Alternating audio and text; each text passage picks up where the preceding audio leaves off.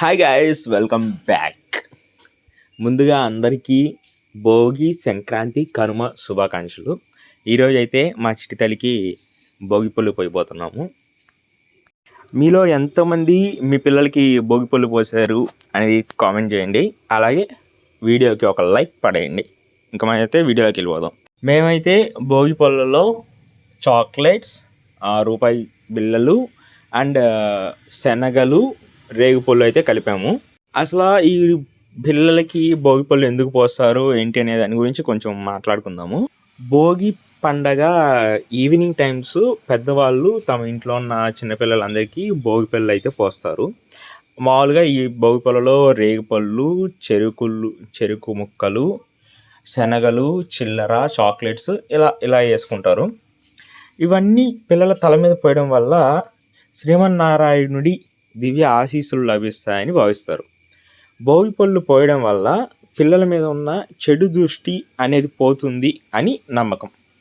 ఇంకా మన తల పై భాగంలో బ్రహ్మరంధ్రం అని ఒకటి ఉంటుందంట. భోగి పళ్ళు పోసి దాన్ని ప్రేరేపితం చేస్తే పిల్లలలో జ్ఞానం అనేది పెరుగుతుందంట. ఇంట్రెస్టింగ్ ఉంది కదా. రేగుపళ్ళను బదరీ ఫలం అని కూడా పిలుస్తారంట. శివుణ్ణి ప్రసన్నం చేసుకోవడానికి నరనారాయణులు బదరీక వనంలో ఘోర తపస్సు చేశారట. అసలు నరనారాయణులు అంటే ఎవరంటే హిరణ్యకశిపుని సంహరించేదానికి విష్ణుమూర్తి నరసింహావతారం ఎత్తారు కదా. హిరణ్యకశిపుని చంపేసిన తర్వాత అంటే సంహరించిన తర్వాత నరసింహావతారంలోని నరసింహ కదా, నర రూపం అంటే నరుడిగా, సింహరూపం నారాయణుడిగా విడిపోయాయంట. విడిపోయి బదరీక వనంలో శివుడి కోసం ఘోర తపస్సు చేశారట. నాకు ఇంతవరకే తెలుసు. మీకు ఈ స్టోరీ గురించి ఇంకా చాలా బాగా తెలుసుంటే, అంటే మీకు కంప్లీట్ స్టోరీ అని తెలుసుంటే, అసలు తపస్సు ఎందుకు చేశారు ఏంటి అనేది కానీ తెలుసుంటే కామెంట్ చేయండి. టాపిక్ అయితే చాలా ఇంట్రెస్టింగ్ ఉంది. మన వ్యూవర్స్ అందరూ కూడా తెలుసుకుంటారు. అలా తపస్సు చేస్తున్న సమయంలో దేవతలందరూ వారి తలపైన బదరీ ఫలాలని కురిపించారంట. ఆనాటికి సంగతికి ప్రతీక అంటే ఆ ఇన్సిడెంట్కి ప్రతీకగా ఇప్పటికీ పిల్లలలో నారాయణుని చూసుకొని మనం రేగుపళ్ళని వాళ్ళ మీద కురిపిస్తాం. ఇలా భోగి పండ్లను పోసే సాంప్రదాయం వచ్చిందని కొంతమంది చెప్తారు. భోగి ముగిసిన తర్వాత సూర్యుడు దక్షిణాయనం నుంచి ఉత్తరాయణానికి మారతాడట. ఆ రోజే మకర రాశిలోకి అడుగు పెడతాడు. దానికే మనం మకర సంక్రాంతి అని పండగ జరుపుకుంటాం. సంక్రాంతి అనేది సూర్యుడి పండగ కాబట్టి సూర్యుని పోలిన గుండ్రని రూపం, ఎర్రటి రంగు ఉండడం కారణంగా దీనికి ఆర్కఫలం అనే పేరు కూడా ఉందంట. పిల్లలకి ఆ సూర్య భగవానుడి ఆశీస్సులు కూడా ఉండాలి అని చెప్పి ఈ భోగి పళ్ళని పోస్తారు. ఇంకా ఇది భోగి పండగ ఎందుకు జరుపుకుంటారు, భోగి పండగ విశేషాలు ఏంటి అని. మా బుడ్డది భోగి పళ్ళు అంతా పైన పోస్తాం కదా, దానికి ఏడస్తదేమో అనుకున్నాం. కానీ దగ్గర 1 అవర్ జరిగితే 1 అవర్ కదలకుండా మీన్స్ అక్కడక్కడే అవి తీసుకొని పడిన వాటిని తీసుకొని ఆడుకుంటా ఏడవకుండా అలాగే కూర్చుంది. మేమంతా అయితే పెద్ద షాక్ అయ్యాము. పిల్లలంతా మామూలుగా ఈ పైన పడితే భయపడతారు, ఏడుస్తారు అనుకుంటాం. మా బుడ్డదైతే పెద్ద ఎంజాయ్ చేసింది. అవి పట్టుకొని లాగుతుంది, కింద పడిన పొల్లు పట్టుకొని ఆడుకుంటుంది, కొంచెంసేపు కాయిన్స్తో ఆడుకుంటుంది. అలా చాలా బాగా ఎంజాయ్ చేసింది. యాక్చువల్గా మేము దీని ఫంక్షన్ని 6కి స్టార్ట్ చేద్దాం అనుకున్నాం, అవి భోగి పళ్ళు పోసే ప్రోగ్రామ్ని. కానీ అలా 6:30 అయిపోయింది వారు అన్నీ అరేంజ్ చేసుకునేసరికి. 6:30కి స్టార్ట్ చేస్తే 7:40 దాకా జరిగింది, 7:30 దాకా జరిగింది.